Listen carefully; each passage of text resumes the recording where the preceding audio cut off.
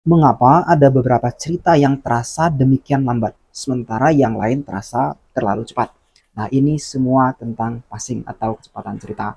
Pacing adalah kecepatan cerita atau ritme cerita. Nah, supaya ideal, ada beberapa tips yang bisa kita gunakan untuk membuat kecepatan cerita terasa ideal. Tips yang pertama, percepat cerita yang kita tuliskan itu dengan dialog, dengan kalimat pendek, ataupun dengan aksi-aksi cepat. Nah, percepatan ini, ritme yang cepat ini cocok untuk menggambarkan adegan-adegan pertarungan, pertengkaran, dan lain sebagainya. Yang kedua, perlambat cerita kita dengan menggunakan deskripsi, menggambarkan emosi atau refleksi. Jadi ketika kita misalnya ingin menggambarkan refleksi pemikiran tokoh, kondisi emosinya, atau dia melakukan flashback ke masa lalu, kita bisa memperlambatnya dengan menggunakan teknik ini.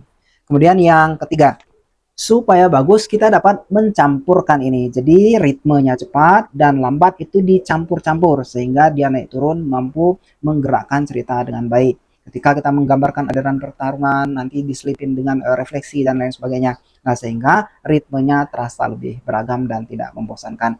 Kemudian yang keempat adalah dengan memastikan setiap adegan yang kita tuliskan di dalam cerita kita itu harus memiliki tujuan dan mendukung alur keseluruhan cerita.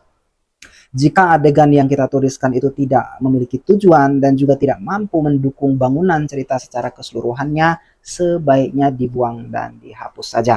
Nah, jika Anda ingin cerita yang Anda tuliskan mengalir dengan tepat, mengalir dengan ritme yang pas, saya bisa membantu mereview dan menyempurnakan naskah Anda di penulisgunung.com.